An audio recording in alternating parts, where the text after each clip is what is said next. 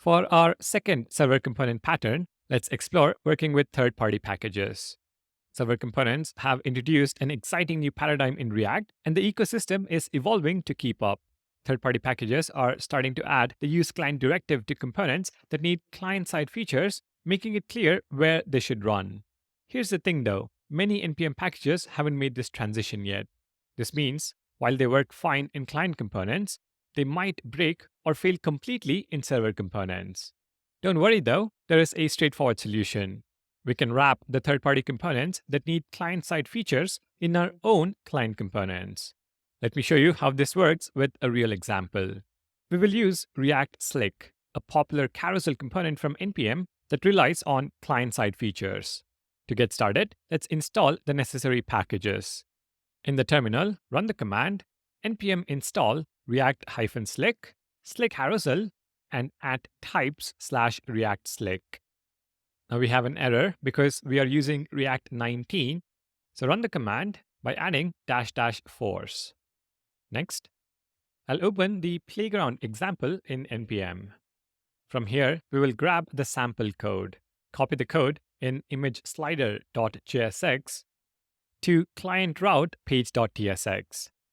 This is a client component. Start with the imports, followed by the JSX. We can remove the CSS import line and instead copy the CSS from imageslider.css to globals.css. Change color black to white as we are working with dark mode. In the JSX, place kitten does not work anymore, so let's use picsome.photos instead. Back in the browser, when you check localhost 3000/client route, you should see a perfectly working carousel. Now what happens if we try to use this carousel directly in a server component? Let's paste the same code into server route page.tsx. So the imports, copy, and paste into server route page.tsx, and then the JSX. Copy and paste. In the browser, when we visit /server route, we hit a problem. Why? Well, the slider component uses client-side features, but the library itself doesn't include the useClient directive. Sure, we could add useClient to our server route, but that would mean giving up valuable server-side capabilities like database calls, access to secret environment variables, etc. To resolve this, you must encapsulate third-party components that depend on client-only features within your own client component. So in the components folder, create a new file, imageslider.tsx. We will use the same carousel code, but add the useClient directive at the top. We'll also rename this to imageslider as a named export.